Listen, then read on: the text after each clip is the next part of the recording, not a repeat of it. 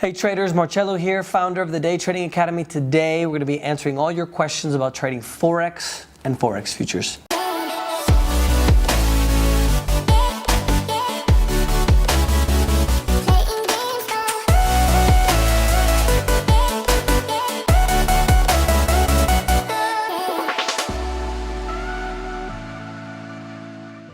Questions from SEB. I'm just going to call you Seb. If you guys have any questions, don't forget to put them with the hashtag AskMarcello. I'll be happy to go ahead and pull those questions for you. Don't forget to subscribe here to the channel. I love to be able to share some of my experience with you. All these years I've been in the markets. Seb asks, como você disse, ninguém está operando com Forex por causa da manipulação nos mercados. Estou confuso. O que você pode dizer sobre os mercados de moedas? Qual a diferença entre operar no Forex e operar em moeda futura? Obrigado. So, really good question. I'm just gonna peek it at the mic here to make sure that it doesn't run out of battery.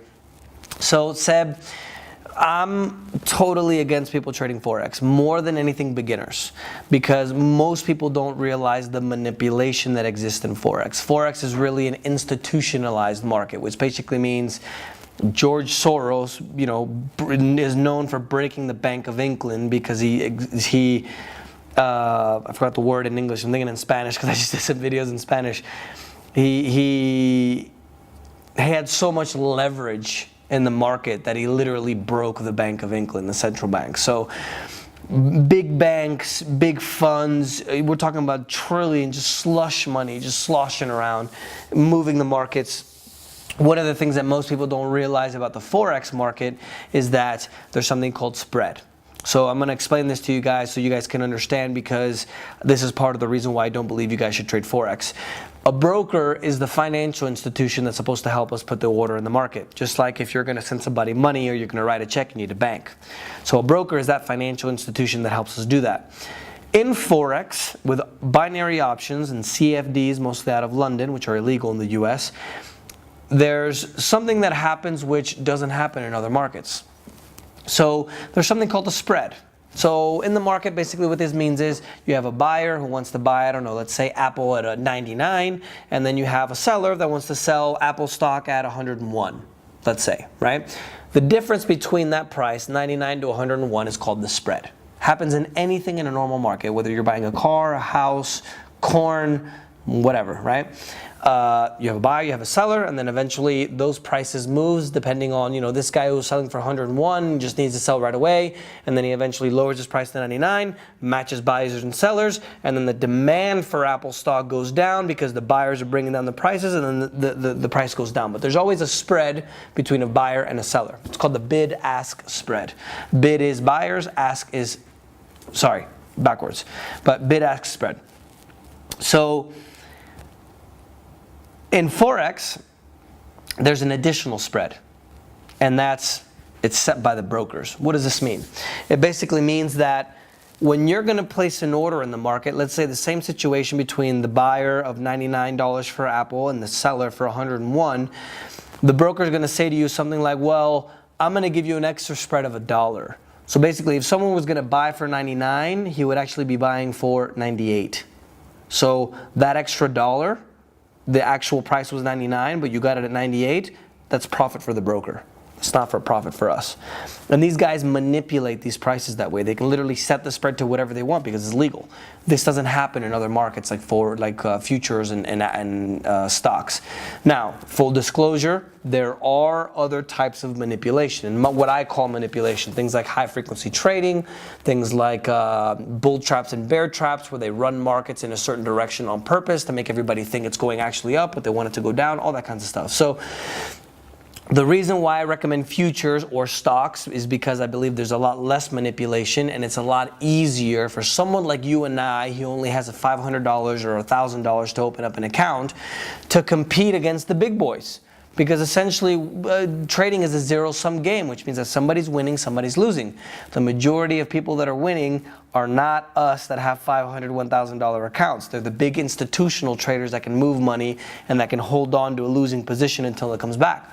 So The reason why I kind of wanted to give you a little bit of a background, Seb, is because I want to make sure that you understand the reason why I don't recommend Forex. And that's part of the reason, because the very financial institution that's trying to supposedly help us put in the order and we should get the best price, and Forex, they're manipulating the price.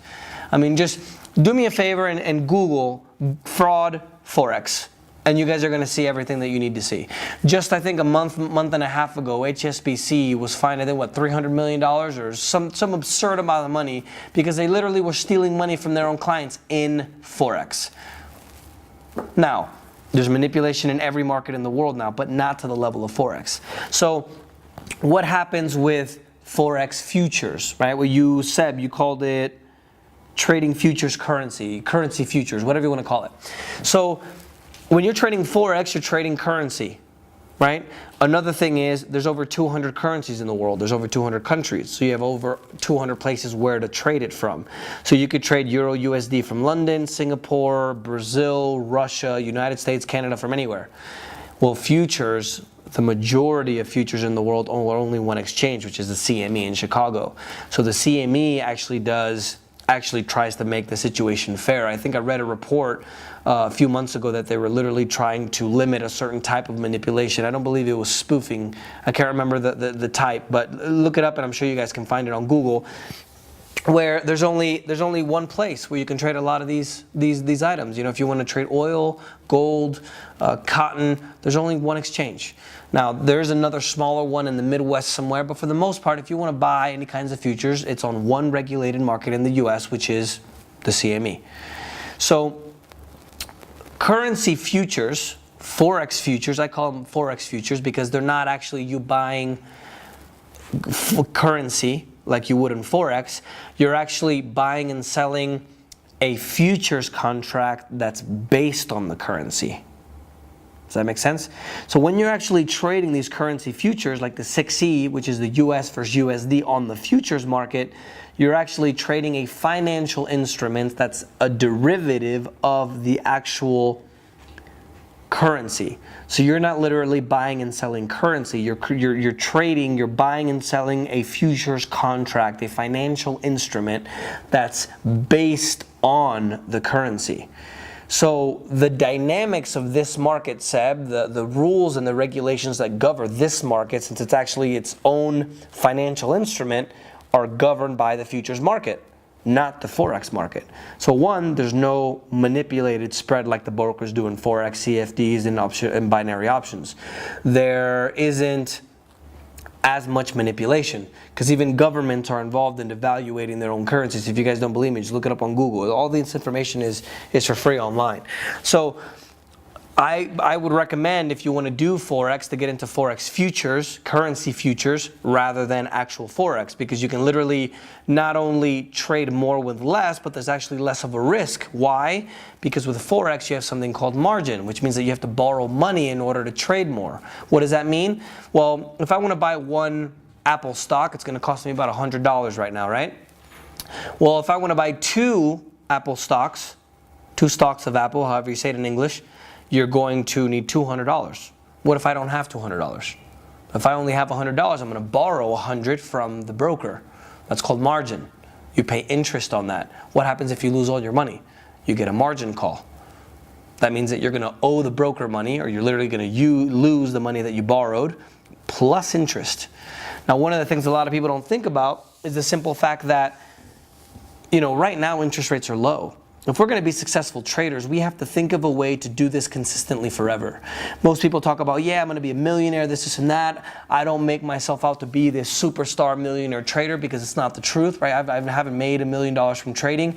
The reason why I personally believe we've been able to have so much success at DTA is because we look at it from a different perspective, where it's not about making money, because it's obvious you can make money, right? It's about making the right decisions. It's about consistency.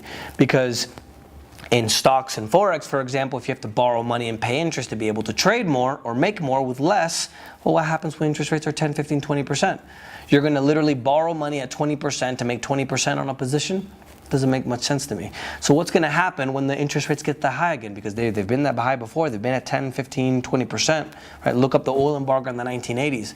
The situation has happened. Just because we haven't had it in the last 10, 15 years doesn't mean it's not going to happen again.